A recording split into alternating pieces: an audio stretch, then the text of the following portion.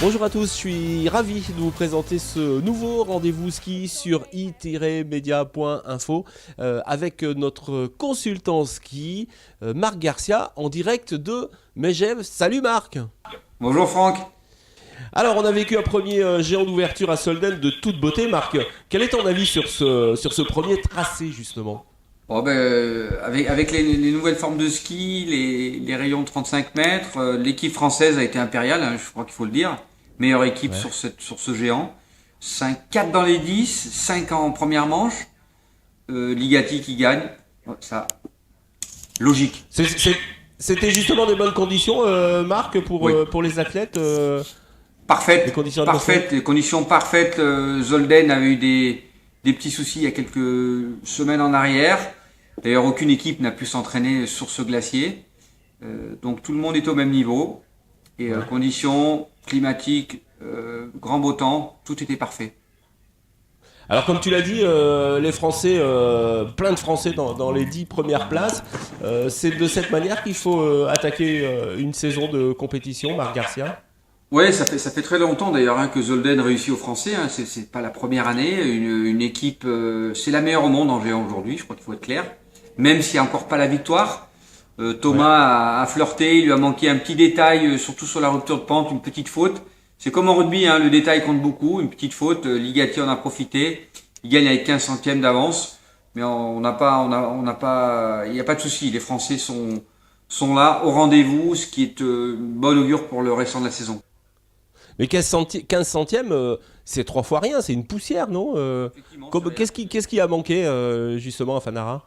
Fanara, on avait déjà, il a été blessé, il n'a pas pu skier ces dernières semaines, donc il avait un moral à tout casser. Il a skié à son niveau pour une fois dans les deux manches, ce qui n'était pas le cas les dernières années. Il fait deux très très belles manches. Je crois que rien à se reprocher. Une petite erreur, un petit détail, encore une fois, la rupture de pente avant le plat. Ouais. Un peu moins glisseur que les Ted Ligati. Et je dirais logiquement sur le papier, Ted gagne encore une fois un géant. Mais Thomas, quand même, bat Hirscher sur son terrain. C'est l'Américain est bien plus fort. C'est dû à quoi cette supériorité d'après toi? Je rappelle que c'est quand même sa 25e victoire hein, sur le circuit. C'est quoi la différence? Oh, Ted est le morphotype et puis surtout il a la technique. Hein. Le géant, c'est très spécifique, comme toutes les disciplines aujourd'hui. Ted est le roi du géant depuis pratiquement plus de 4 ans. Il y a rien à redire. Il a pu s'adapter aux nouveaux matériaux, aux nouveaux matériels, aux nouvelles formes de ski. Il a été le précurseur là-dedans. Un gros physique, gros mental. Donc je crois qu'il y a pas à rougir d'une deuxième place à 15 centièmes de Ted. Alors si on parle des filles, Marc, l'italienne, elle a tué le géant d'entrée de jeu avec une superbe première manche. Là aussi, c'est la meilleure stratégie, c'est d'envoyer tout au tout début pour casser le moral des autres. Pas nécessairement, je crois qu'on n'en a pas parlé encore pour les garçons, mais la première course c'est toujours difficile. L'attention, là, on a passé l'été, l'automne à s'entraîner en équipe, on a essayé de trouver des points d'appui. La compétition, ce n'est pas l'entraînement. Ouais. Frédérica, ça faisait un petit moment qu'elle titillait ses places sur le podium. Elle est enfin arrivée à gagner. Elle a été vraiment majestueuse. Ceci étant, chez les garçons, les Français sont très très forts en géant. Mais alors, on a vu cette année une belle équipe italienne. Hein. Elles sont, je crois, Ouais. 4 ou 5. Donc, ils ont fait un très très beau travail. Frédérica, sa maman, c'est une ancienne championne qui courait à l'époque de Perrine Pellen, Maria Rosa Quario. Donc, je pense qu'ils ont bien dû fêter ça en Italie.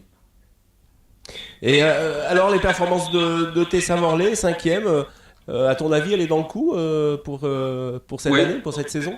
oui, je pense qu'elle est dans le coup. Et ça, n'oublions pas que l'année dernière, elle était blessée, elle revenait de blessure, hein, d'une opération du genou. Elle s'était mis un petit peu trop la pression au début de saison.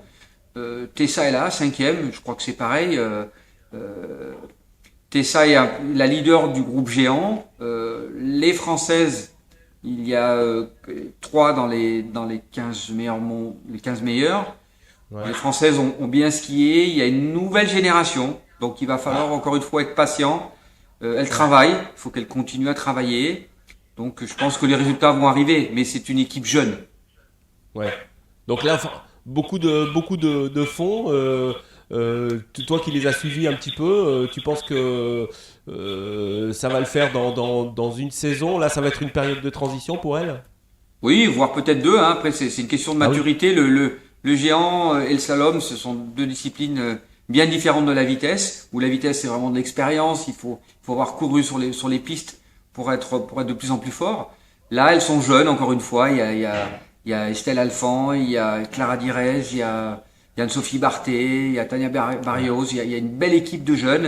Et il faut les laisser se préparer tranquillement. Je pense que d'ici 1 ou 2 ans, certainement qu'elles seront sur le podium. Alors, Marc, Anna Finninger out cette saison, ça laisse la porte ouverte. Ça laisse la porte ouverte à qui d'ailleurs, d'après toi? À toutes les skieuses, tout simplement. Par contre, elle plombe sérieusement l'équipe d'Autriche, hein, parce que c'était la leader, incontestable. Donc les jeunes vont peut-être être un petit peu désemparés. Maintenant, elle laisse la porte ouverte à toutes les autres, hein, notamment la très très belle équipe féminine italienne. Hein. Les Italiennes, j'ai trouvé très très bonne sur ce début de saison. Ça peut d'ailleurs plutôt stimuler les skieuses, non, que la leader ne soit plus là. Ah, c'est clair, c'est évident. Il y a toujours une tristesse dans le monde du ski, mais ça fait partie du sport et à elle d'en profiter justement. Alors on verra qui aura le mental pour pouvoir tenir la pression maintenant. En tout cas, Marc, j'étais très heureux de présenter en duplex de Megève avec toi ce premier numéro ski sur i-media.info. On va se retrouver à chaque Coupe du Monde, à chaque slalom, Marc, pour justement analyser et puis avoir ton point de vue. Voilà, une conclusion, Marc, peut-être? Non, je suis très très heureux, un peu déçu, mais très heureux de la deuxième place de Thomas. Je pense que cette année, il va enfin peut-être pouvoir gagner, parce qu'aujourd'hui, David Chastan, le directeur de l'équipe masculine, l'a précisé. Aujourd'hui, les skieurs français, les géantistes, les salomeurs, même en vitesse, l'objectif, c'est de gagner. Donc, changement de programme, je crois que c'est bien. Ils en ont en tout cas toutes les capacités. On va voir, parce qu'après on va passer sur les neiges américaines, hein, sur les épreuves techniques. Il va rester, la prochaine c'est à Lévis, c'est un slalom. Mais après on va basculer sur le continent nord-américain, avec des conditions de neige, des neiges beaucoup plus sèches. Donc on va voir. La saison est encore longue, mais c'est toujours bien de commencer avec de très très bons résultats. Il n'y a rien à dire là-dessus. Ouais. Bien, Marc Garcia, merci en tout cas de cette analyse. Et puis on se retrouve à très bientôt pour des prochaines courses. Salut Marco. Salut Franck, à bientôt.